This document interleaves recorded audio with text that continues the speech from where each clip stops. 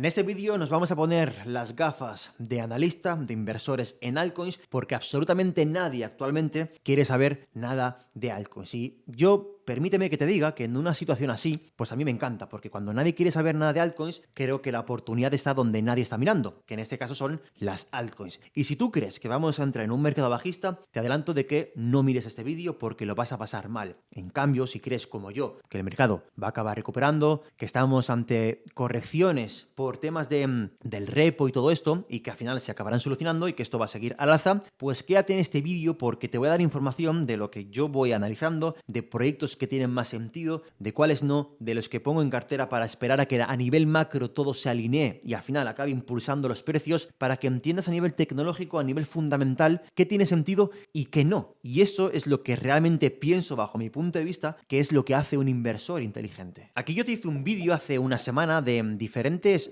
proyectos, porque la gente me dice, Carlos, hay muchísimos proyectos. Es cierto, pero qué casualidad de que si nos vamos a la Ethereum Foundation, que tiene un brazo más institucional, tiene una página web para ofrecer productos de Ethereum, pues si tú te metes en esa página, vas a ver que, fíjate, por ejemplo, en el apartado de DEXEX, pues de tantos DEXEX que hay, pues coño, si Ethereum Foundation te ponen en el escaparate a Aerodrome como DEX para ponérselos o para ofrecerles a los institucionales porque se lo está poniendo en su página web, pues a lo mejor tú como inversor, de tantos DEXs que hay, porque es cierto que hay muchísimos, pues esta información te sirve para decir, yo creo que como inversor interesado en invertir en altcoins, pues Aerodrome que esté aquí en el catálogo por parte de Ethereum Foundation para ofrecer a grandes players, pues a lo mejor Aerodrome yo tengo que como mínimo, no te voy a decir que lo compres porque yo no puedo hacer eso, pero tengo que analizarlo. Esto pasa con diferentes categorías, por ejemplo de lending, lo mismo. Tenemos por ejemplo también de RWA. Oye, de tantos altcoins que hay de RWA, pues ¿cuál elijo, no? ¿Cuál es la posible ganadora? Pues tenemos a lo mejor aquí, que de nuevo, la Ethereum Foundation te ofrece, pues aquí tenemos a Centrifuge,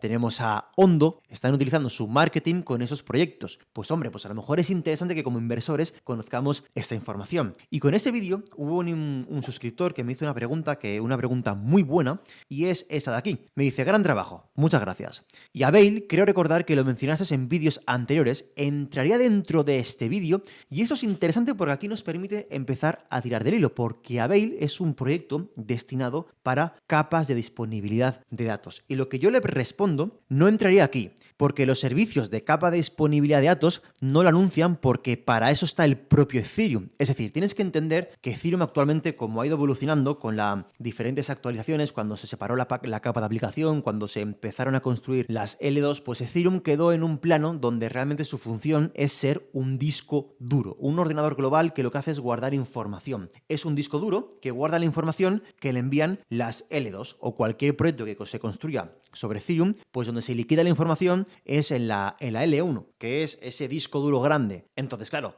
como no tiene sentido que en la Ethereum Foundation, ¿no? que la página web para institucionales, pues te promocionen su competencia, como digo aquí, porque realmente es como su competencia en datos. La Ethereum Foundation en su página web no te va a poner a su disposición una competencia para que guardes los datos en otro sitio que no sea Ethereum. No tiene mucho sentido realmente. Por eso no entraría dentro de este vídeo. Pero aún así es importante porque estamos tocando otro punto, que es de lo que viene en este vídeo, de seguir indagando y seguir analizando altcoins que no solamente sean del ecosistema de Ethereum como tal, otras narrativas que, por cosas que te voy a explicar en este vídeo y que como inversores estamos obligados a saber, inversores por supuesto que pensemos que no va a haber un mercado bajista. Te voy a explicar por qué esta narrativa podría tener bastante protagonismo por esto de aquí, que es Fusaka, la nueva actualización de Ethereum. Que fíjate, te voy a explicar así por encima qué es eso de Fusaka, que va a entrar el 3 de diciembre, y cómo con esta actualización, de repente, vemos que incluso aún más las capas, los proyectos, los tokens, que podemos comprar tokens para especular,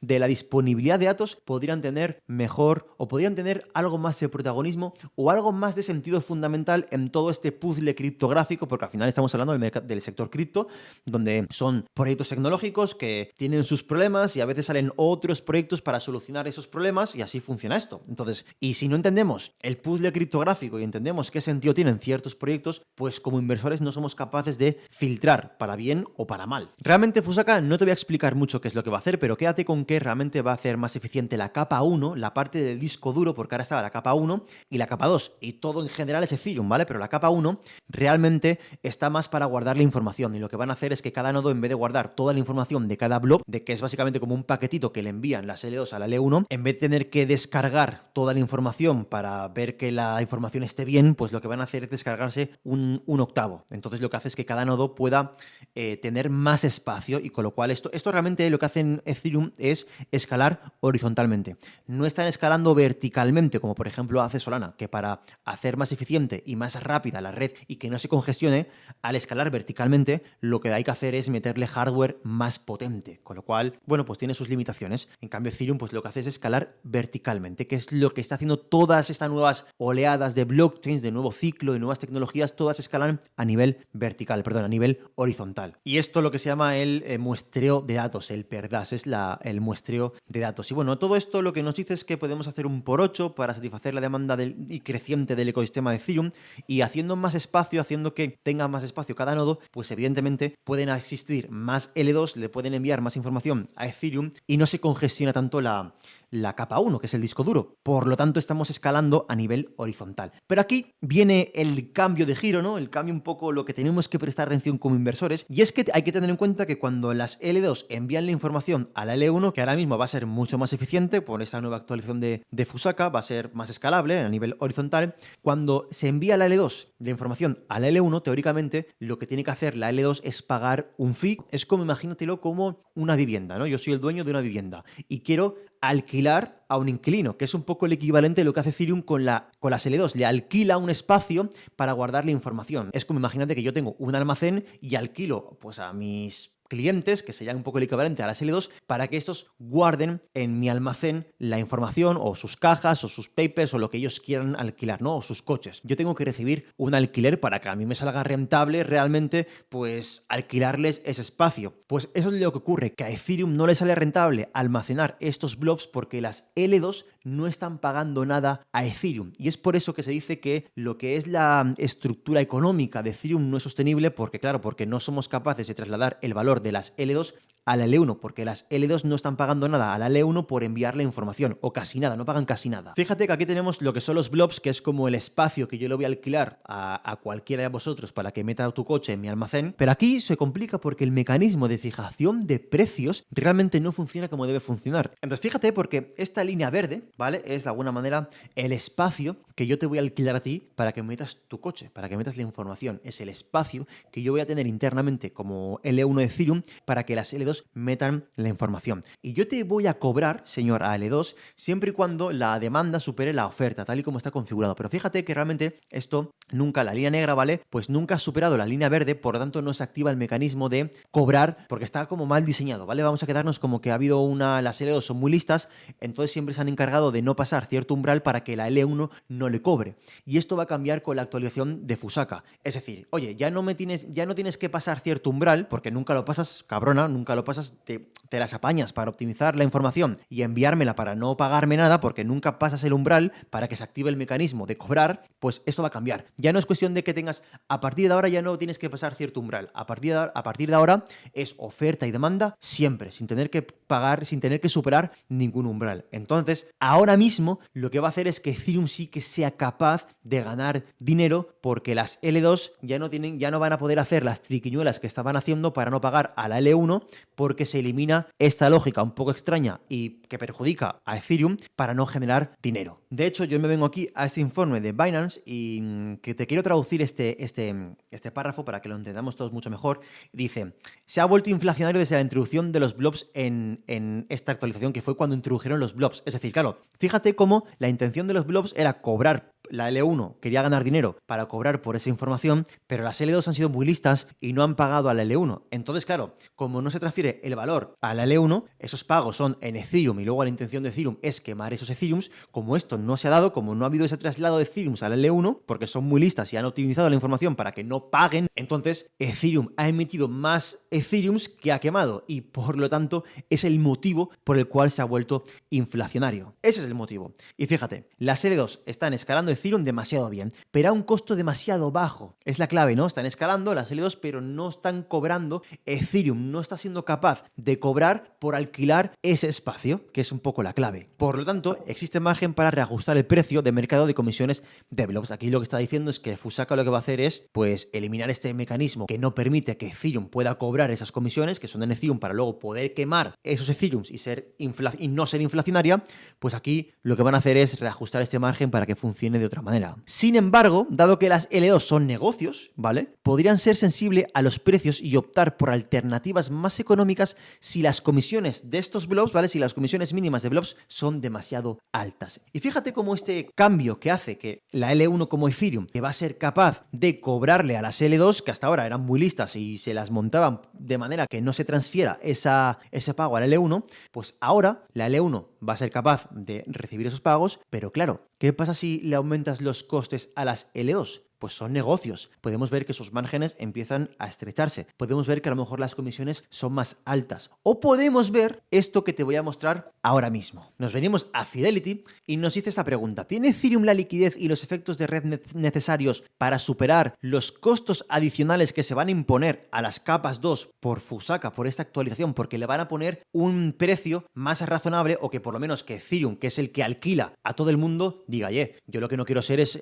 yo le alquilo la información. O sea, yo alquilo el espacio para que publiquen en mi red y yo aquí no gano pasta. Es como un casero que alquila su vivienda a un inquilino y dice, yo estoy alquilando mi vivienda y el inquilino no me paga pasta. Entonces, ¿para qué coño yo estoy alquilando mi vivienda? No tiene sentido. Un poco Ethereum está en esa tesitura. Pero ahora que va a arreglar las cosas para que gane dinero, claro, estás perjudicando a las L2. Entonces dice, ¿tiene Ethereum la liquidez y efectos de red necesario para superar los costos adicionales que se imponen a las capas 2 y a los usuarios? ¿O cada vez más se ven obligados a optar por otra opción de disponibilidad de datos? Y aquí vemos que con un pequeño cambio que permite que Ethereum pues pueda ganar más dinero, hace que obliga a que las capas 2 se enfrenten a un problema de que se van a reducir un poco sus márgenes y puedan optar por otras capas de disponibilidad de datos, otros discos duros para publicar sus datos. Y es por eso que aquí de repente con esta actualización ensalzamos y vemos que es incluso más relevante conocer la narrativa de la disponibilidad de datos. Y claro, en esta situación aparecen los proyectos de disponibilidad de datos y dicen, oye señores, si Ethereum es muy caro para publicar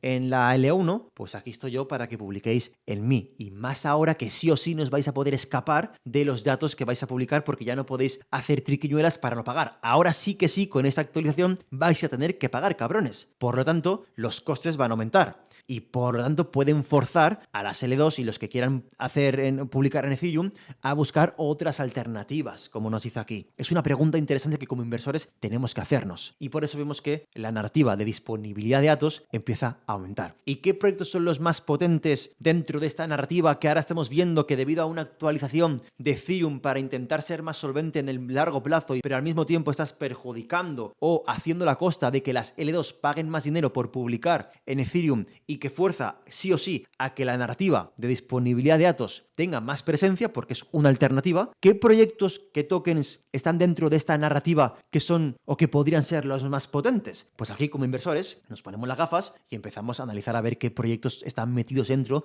de esta narrativa. Y antes de hablar de esos proyectos, pues quiero hablarte del patrocinador de este vídeo, que es Neveus. Neveus nos da una opción muy interesante, y es que sin necesidad de vender nuestras criptomonedas podemos disponer de capital.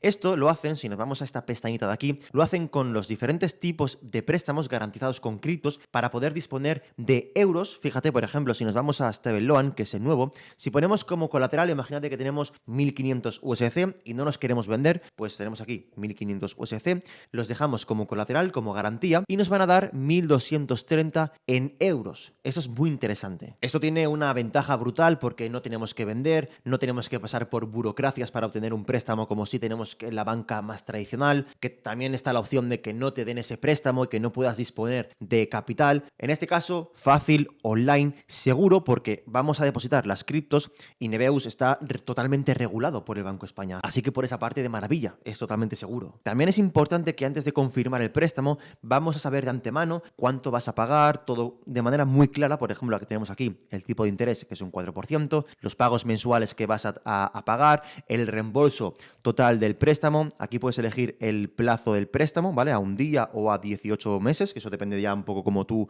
lo quieras gestionar. Tenemos el loan to value, que es un 95%, que es el dinero que te van a dar en relación a las criptomonedas que tú vayas a depositar. Aquí, si le damos a la pestañita, pues nos explica qué es el LTV, que es un poco lo que te acabo de comentar. También tenemos diferentes tipos de préstamos, que por ejemplo el flexible, pues puedes depositar en vez de USDC otro tipo de criptomoneda, por ejemplo Bitcoin, Ethereum, y lo mismo, puedes elegir el plazo, el LTV, todo de manera clara, sabiendo lo que vas a pagar, lo que no, todo antes de realizar el préstamo. Y esto tiene una ventaja increíble porque sin necesidad de vender tus criptomonedas puedes recibir euros, que eso es muy interesante. Aquí es cuestión de que veas el tipo de préstamo que más te encaje, así que te voy a dejar un enlace en la descripción del vídeo y también comentario fijado para que te abras una cuenta con Neveus y puedas solicitar tu préstamo con todas las ventajas que conlleva esta opción. Ahora, como inversor, has aprendido que la narrativa disponibilidad de datos tiene mucho más sentido que incluso antes, porque antes no era tan necesario, aunque sí que se hace, pero no era tan necesario que las L2 o que otros proyectos buscaran alternativas de disponibilidad de datos para publicar porque no pagaban casi nada en Ethereum. Pero ahora esto va a cambiar. Por lo tanto,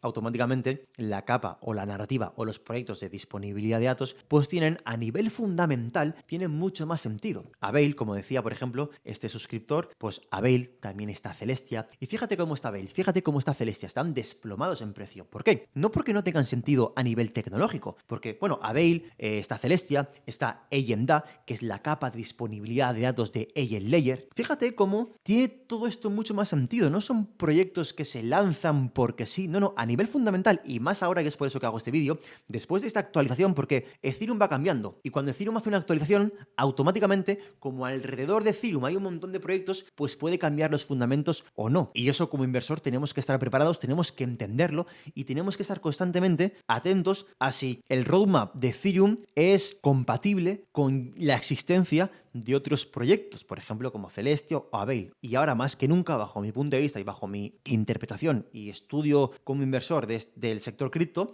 pues creo que incluso aún más. Y aquí tendría que coger y empezar a analizar, oye, Celestia cómo funciona, Avail, Agenda, y empezar a hacer diferentes análisis dentro de estos proyectos, sabiendo que está dentro de una narrativa, sabiendo que va a tener mayor influencia o mayor protagonismo, porque la actualización de Ethereum hace que todo esto cambie, ¿no? Es un efecto dominó, hace que la L1 pues gane más dinero, pero esto empuja que las L2 pues tengan menos márgenes, con lo cual tenemos que ver a ver ahí cuánto gana cada L2, ver los Ventures Capitals, cuánto tienen en cash, cuáles son las que son más propensas a que sobrevivan y cuáles no, como inversores cuáles son las que más me interesa, con eso lo uno con el vídeo que dice de que realmente cuáles son de tantas L2 que hay, cuáles son las que la propia Ethereum pone en el escaparate para las instituciones. Fíjate cómo al final aquí lo unimos todo. Entonces, esto al final es cuestión de pico pala y empezar a analizar cuál es mejor y cuál es peor. En mi caso, Celestia, Agent Layer, que Agent Layer también no solamente es narrativa de capa de disponibilidad de datos con la Agenda, también es tema del restaking, ¿no? Con lo cual la tengo en cartera. Celestia, lo mismo. Avail,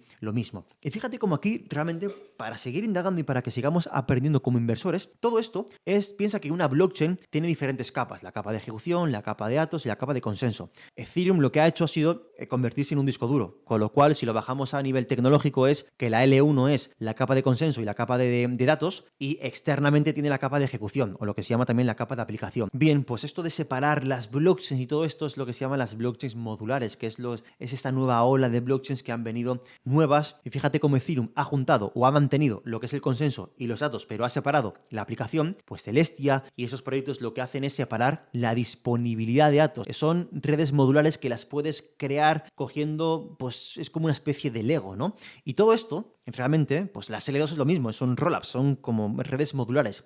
Y todo esto es lo que se denomina el mercado modular. Y esto yo lo aprendí hace ya bastantes años con Alexis Teixeiro, que es el autor de la newsletter A mí los bloques, que la tenéis en la descripción. Él fue el primero que habló del mercado modular. Luego es cierto que yo he visto diferentes artículos, pero se puede ver por las fechas de publicaciones que realmente a la primera persona que yo le escuché hablar de esto fue Alexis. El mercado modular, que su tesis principal, que yo he bebido mucho de su tesis y he aprendido muchísimo de él y sigo aprendiendo, por supuesto, es que el mercado modular, que es todo esto que estamos hablando de la capa disponible de datos, de que si Ethereum ahora es modular y que no sé qué, es lo que va a reventar en este ciclo. Es lo que cuando se alinee la macroeconomía, fíjate cómo aquí lo unimos todo. Tenemos que tener la macro, la tenemos que tener bien arregladita para que luego los criptos que tengan buen fundamental, que es todo lo que te he explicado esto, con la modularidad y el porqué y entender que si tiene sentido o no, es lo que realmente va a pegar fuerte. Y yo estoy bastante posicionado ahí. Incluso podemos seguir indagando, ¿no? Fíjate cómo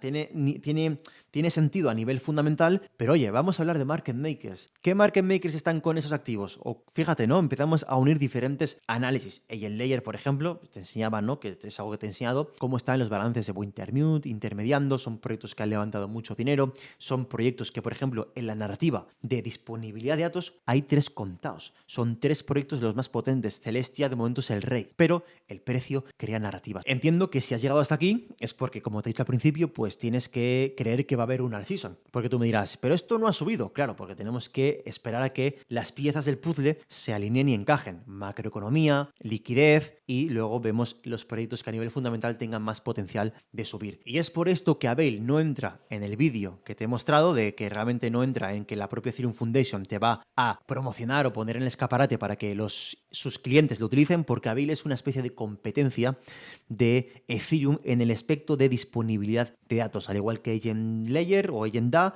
o Celestia o Avail o Near DA, ¿no? También que es Near, también tiene esos 4 proyectos, son los principales dentro de esta narrativa. Luego, pues nos podríamos ir a cada proyecto para saber cuál es el más potente. Que eso no lo voy a tratar en este vídeo porque no es la intención, no quiero que, tampoco tengo que decirte yo qué es lo que tienes que hacer, cuál invertir, no, eso dependerá de cada uno, es un poco lo que yo estoy diciendo. Yo en mi caso sí que tengo Celestia, tengo Avail y tengo Agent Layer. Al Near no lo tengo, pero bueno, al final es un poco mi visión, ¿no? Y por supuesto también te recomiendo que te suscribas a la newsletter a mí los bloques porque realmente vas a tener información brutal. De hecho, el último artículo es pues comparación de SEI, Monad y Supra, un artículo que yo me estoy leyendo con paciencia porque son aspectos técnicos y conocimiento más profundo. Por supuesto tienes el enlace en la descripción del vídeo por si te quieres suscribir. Y ahora como inversor creo que has entendido mejor el entendimiento y lo que vale la pena mirar a nivel fundamental y ver cómo a medida que la industria va avanzando y cuando hay diferentes actualizaciones de Ethereum, que es el ordenador global de todo cripto básicamente, pues esto va cambiando diferentes proyectos. Una actualización en Ethereum afecta a otros proyectos. En este caso va a ser muy beneficioso para Ethereum porque vamos a ser capaz de trasladar el valor de las L2 a la L1. Veremos si es capaz de ser deflacionario, porque si las L2 empiezan a utilizar más otras capas de disponibilidad de datos, a lo mejor no consiguen el objetivo, pero sí que beneficia a las capas de disponibilidad de datos. Fíjate que esto como inversor tienes que tenerlo en cuenta y tienes que saberlo. Por eso, mientras el mercado está rojo y nadie quiere saber de altcoins, yo pienso que como inversor en altcoins que soy, y creo que va a salir bien, sinceramente lo pienso, pues tenemos que estar al pie del cañón y tener en cuenta estas cositas. Porque un inversor en cripto no solamente sabe de liquidez, sabe de tecnología, sabe de proyectos, sabe de tendencias, sabe si un proyecto o un fundamental tiene sentido o deja de tener sentido. Eso para mí es la clave. Y es un poco lo que yo he hecho y un poco lo que hago para posicionarme en las altcoins porque sinceramente creo que van a tener o van a ser muy buenas oportunidades para generar rentabilidad. Pero esa es mi opinión, ¿vale? Es mi opinión. Al final ya sabes que yo no soy asesor financiero, no te voy a decir qué es lo que tienes que hacer, es mi opinión. Déjame en comentarios qué es lo que piensas, cómo ves la información que te he dado, si te gusta o no, deja un buen like, aquí tienes más contenido para que sigas aprendiendo y nos vemos en el siguiente vídeo. Chao.